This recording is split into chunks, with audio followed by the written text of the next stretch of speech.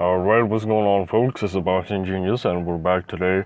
And I'm going to break down Mark Magsayo and some of his techniques and strategies that he does in the ring. So we're not going to focus on a specific aspect of his boxing. Just going to look at all of the techniques that he does well and what makes him a great champion. So let's get right into it. The first one that we notice from Magsayo is he doesn't really step in too much whenever he jabs. And I think the reason for that is because he tries to avoid himself from getting countered. And he also doesn't need he doesn't really need to step in to get that power, if you know what I mean. So if you look at this right here, he's gonna throw a jab and he just kind of reaches for it, right? And if you think that this jab has no power, watch the fights of Magsayo. You'll see that although he doesn't step in hard on his jab, it's powerful. And again, if you look back at my jab mechanics course, I did mention this, where I said that it's not about how far your opponent is, it's about how far you can reach. So although the opponent of Magsayo was kind of far here, all he had to do was to rotate his body a little bit and reach for his opponent, right? He doesn't need to step in too much. So over here, there he goes. He doesn't really step in, he just reaches for it. All right, lifting that right foot a little bit up and still getting some power behind it, okay? Because you don't really need to step in that much. You just have to reach. But if your opponent is really far away where you can't reach, that's when you should step in. Let's look at a couple more examples so we can understand this. Now again, we look at this other example here. He's gonna throw a reaching jab once again. Not a lot of step, but landed pretty well. It is kind of looping on the same situation. So there it is again, just a reaching jab, very simple. It's a little bit safer because you don't really commit yourself to the point where you step in, where if you step in, you're not able to step out in time. For this one, if you look at it, you can step out right in time and you can move away right there.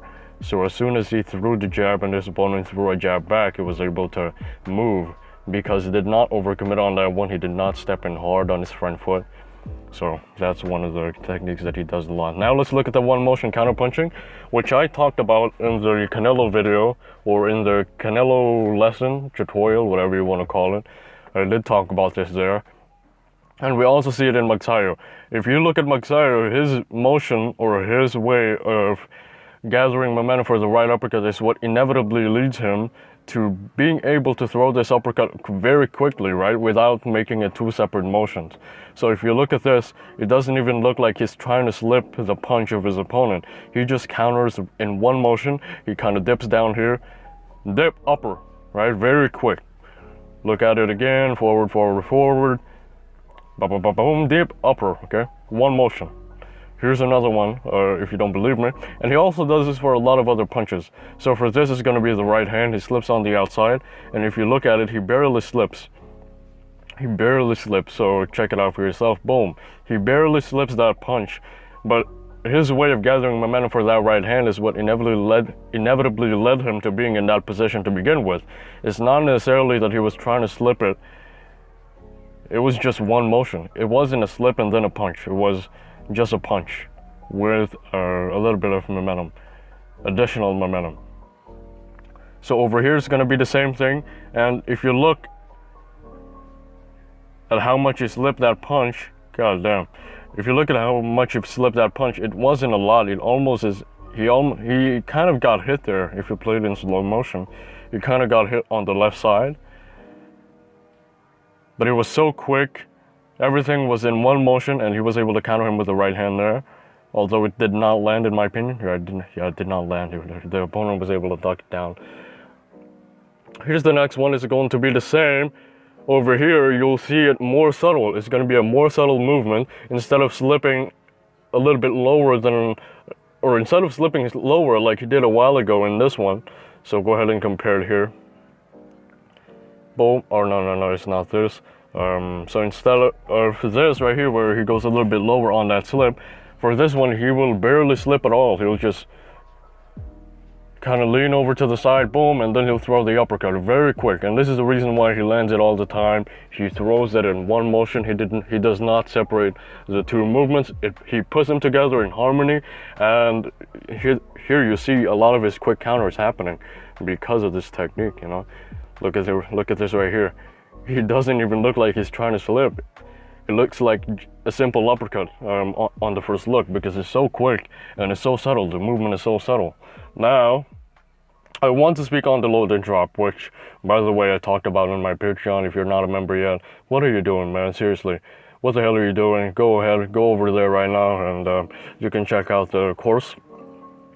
I want to talk about the concept of load and drop for those people who are not on Patreon.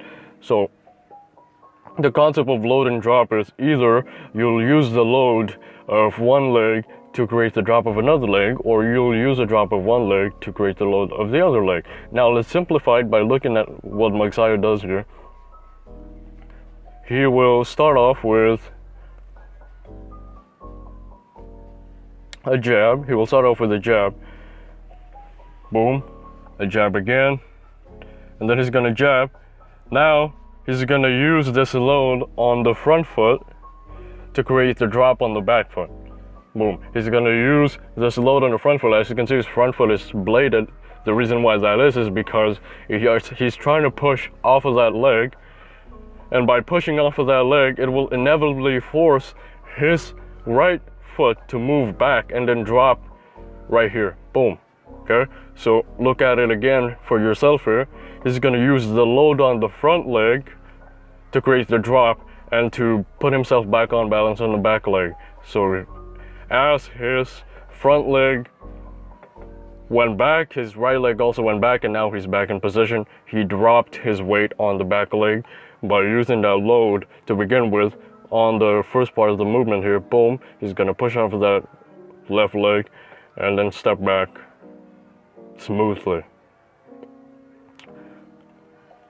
Alright, so here's the next example.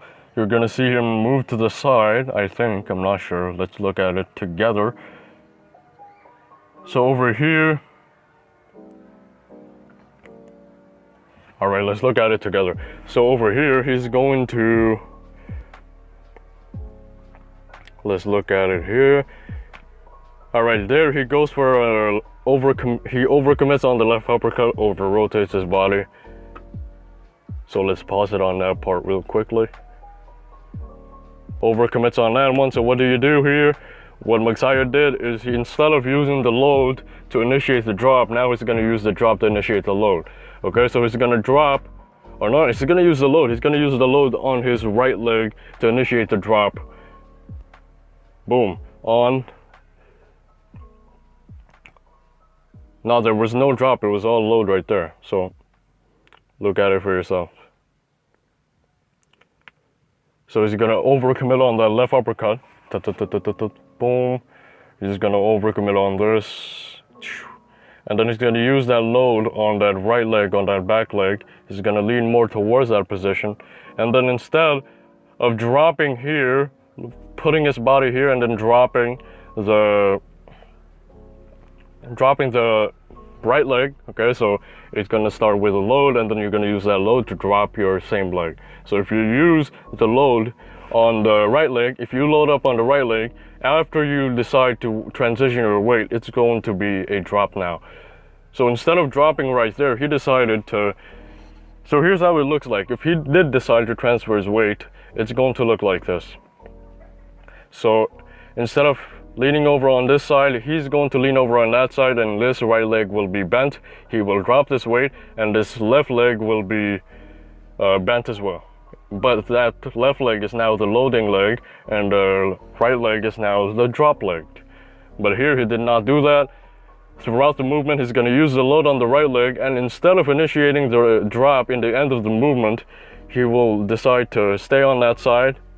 Okay, so if you look at this, instead of transferring the weight, he's still on the loading leg.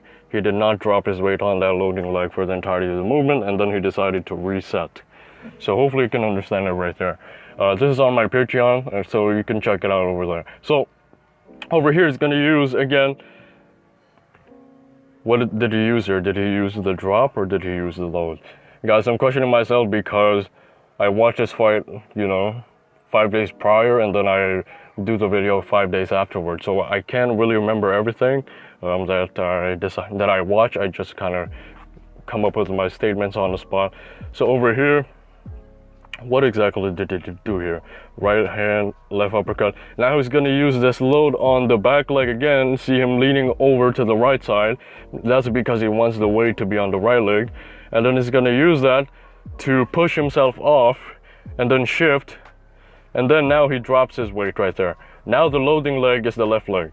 Okay, so to start the movement, the dropping or the loading leg was the right leg. As soon as he goes over in the second position, now the loading leg is the left leg. Now let's look at his power shots off of the bounce. Very similar to how Orlando Canizales kind of catches his opponent off guard whenever he uses the pendulum step. So let's look at it. Now the reason why this works so much, now that's the load and drop. Now the reason why this works so much is because it catches your opponent off guard, in the sense that whenever you are bouncing around like what he does here, your opponents tend to think that you are resting, okay? So by virtue of this, it can be really used as a time, or you can really time your opponent because they don't really see any shots coming whenever you are bouncing around like this. And it's just a great way to make things unpredictable for you and for your opponent. So his bounce is a little more subtle. He did not step in, or he did not make it very quick. It's a little more subtle if you compare it to Canizales. Canizales kind of bounces and then he leaps in, he attacks you. He overcommits to that shot, but right here it's a little more subtle. Bow, bounce, bounce. I'm gonna rest, boom, I'm not resting, bitch. So just look at that for yourself. Boom, boom. All right, I'm gonna rest. Fuck you, fuck no, man. Just kidding, haha, gotcha. So let's look at this next one. It's going to be another one. So over here, it's not going to be as subtle because it's going to step in a little bit harder to it because his opponent is a little bit far away.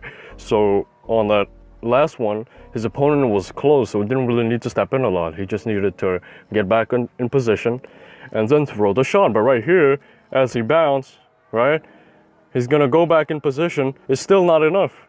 It's still not enough. It's still not enough distance. So what he's going to do is he's going to bring this left foot forward so that he can be closer to his opponent. So instead of putting it right here, he's going to step in a little bit harder and then sneak in a left hook right there. So it's a very unpredictable thing because whenever you're bouncing, like I said, your opponent tends to think that you're resting or you're taking a break, when in fact, you can just use it as a timing weapon, right? To delay the timing of your punches. Now let's look at doubling up the lead, which is really good at also. Now the main key to this is really the pivot foot or the lead foot. We've always been taught to pivot, right? But the exception to that is whenever we're trying to double up, we don't want to pivot. Why is that? Because it takes a longer time for us to reset. So if you look at Mark Magsayo here, his left foot is right there. He did not turn it all the way out. Fuck, the sign is kind of blocking it. Let's just look at this other one.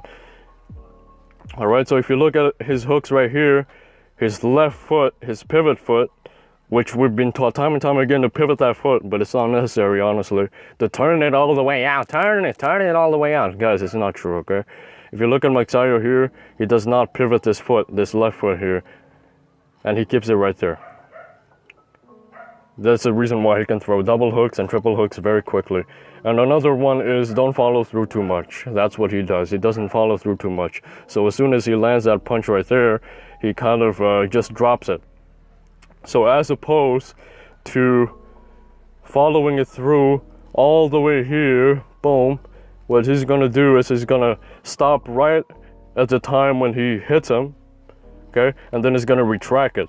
Now this is the reason why doubling up with the lead hand is very tiring, because there's an element of retraction. Whenever you throw a hook single, there's no sense of retraction because it just kind of goes all over the place. But whenever you try to double up like Magsayo did here, there is always a sense, or there's always a part where you retract your punch because you want it to be as quick as possible. So look at how far he retracts it. He pulls it back, he pulls his arms back, and over time this will be tiring to your shoulders because the eccentric part of the movement, the act of pulling your shoulders back, really puts a lot of tension on your real deltoid, and that will sort of cause a lot of fatigue later on. And that's really the secret of Magsayo, not pivoting the lead foot and also not following through, focusing on the retraction, retracting it as soon as it lands. So as soon as it lands on the face of his opponent here, he pulls it back right away and he throws another one, bitch. fuck you. So that's it for the video. Subscribe if you're new. Join me on Patreon if you want to, and I'll see you guys soon. Peace.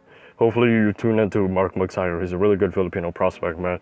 Not a lot of people talk about him currently, but I think there's a future of Filipino boxing. I really mean that. So see you guys soon. Peace.